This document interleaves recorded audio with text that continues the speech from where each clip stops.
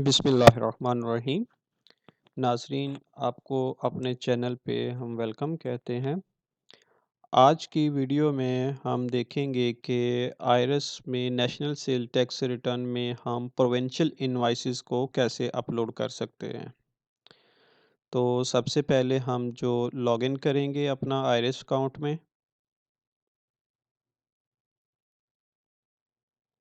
Login करने के बाद आपने अगर तो पहले से रिटर्न ओपन की है आपने तो वो ड्राफ्ट में पड़ी होगी।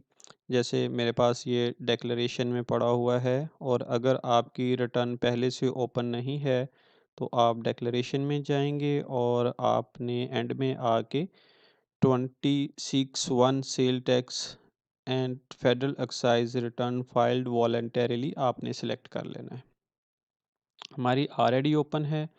हम डिक्लेरेशन में जाएंगे और 26(1) को सिलेक्ट करके हम एडिट मोड में चले जाएंगे।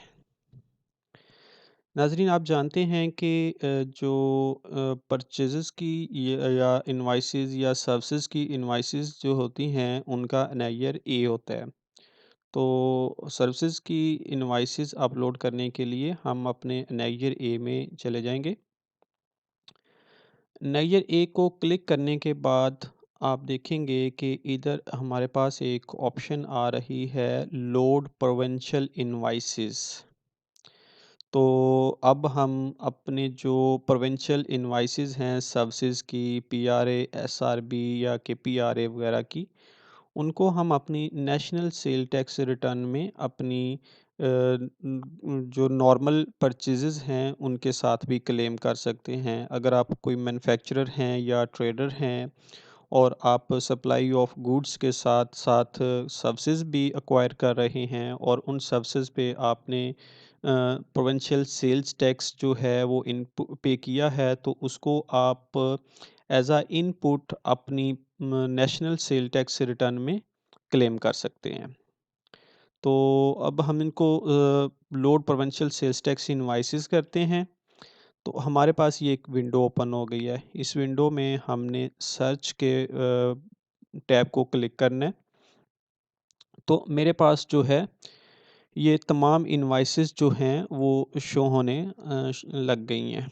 उसमें जो मेरा सेलर है, सर्विस प्रोवाइडर है, उसका रजिस्ट्रेशन नंबर है, उसका नेम है, किसने सर्विसेज ली हैं, invoice number, date, sale tax ex value और सेल टैक्स की अमाउंट है। तो ये इनवाइसेस मेरे पास शो हो रही हैं।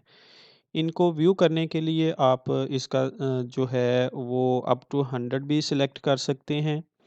तो इनमें से अगर मैंने कोई एक इनवाइस क्लेम करनी है तो उसको मैं इधर 1 को क्लिक कर लूँगा। और अगर मैंने तमाम इनवाइसेस जो हैं उनको क्लेम करना है तो ये ऊपर वाला जो टैब है मैं उसको क्लिक करूँगा तो जो मेरा पेज ओपन या एक्टिव होगा उसकी तमाम इनवाइसेस जो हैं वो सिलेक्ट हो जाएंगी।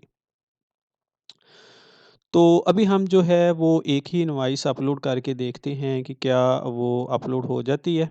मैं एक इनवाइस जो है वो सिलेक्ट कर लिया। एटीएस वेस्ट मैनेजमेंट सप्लायर का नेम है। मैं इसको जब क्लेम करूँगा तो ये मेरे नेगेर ए में शो होना शुरू हो जाएगी। ये देखिएगा, ये पहली इनवाइस ही एटीएस वेस्ट मैनेजमेंट जो मैंने अभी सेलेक्ट की है वो शो होने लग गई है। तो इस तरह से आप अपनी जो सर्विसेज की इनवाइसेस हैं उसको भी अपनी सेल टैक्स रिटर्न में उसका इनपुट टैक्स क्लेम कर सकते हैं अपने normal output tax of goods के अगेंस्ट। तो ये एक काफ़ी अच्छी ऑप्शन है जो पिछली रिटर्न में भी अवेलेबल थी, जो E dot F B R पे फाइल होती थी। लेकिन अभी जो आईआरएस की पे सेल टैक्स रिटर्न है ये रेगुलरली अपडेट होती जा रही है। तो उन्होंने प्रोविंशियल इनवाइसेस का डाटा जो है वो अपलोड कर दिया है और उसको हम अपनी नॉर्मल सेल टैक्स लायबिलिटी के अगेंस्ट एडजस्ट कर सकते हैं। और इन केस अगर आप चाहते हैं कि मैंने ये इनवाइस अभी क्लेम नहीं करनी या इसमें कोई एरर है आप इसको करेक्ट कराना चाहते हैं तो इसी इनवाइस को मैं इधर से सिलेक्ट करके डीलिंक भी कर सकता हूँ। जब मैं डीलिंक करूँगा तो ये इनवॉइस इधर से ख़त्म हो जाएगी। ये देखें ये ख़त्म हो गई है।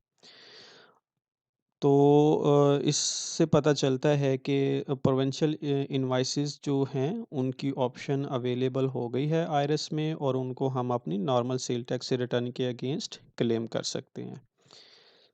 तो जब हम इसको क्लेम कर लेंगे तो इसका तमाम का इनपुट टैक्स जो है वो हमारे सेल टैक्स क्रेडिट में domestic purchases from registered persons की जो टैब है उसी में नॉर्मल इनपुट टैक्स के अगेंस्ट साथ ही जो है वो शो होना लग जाएगा।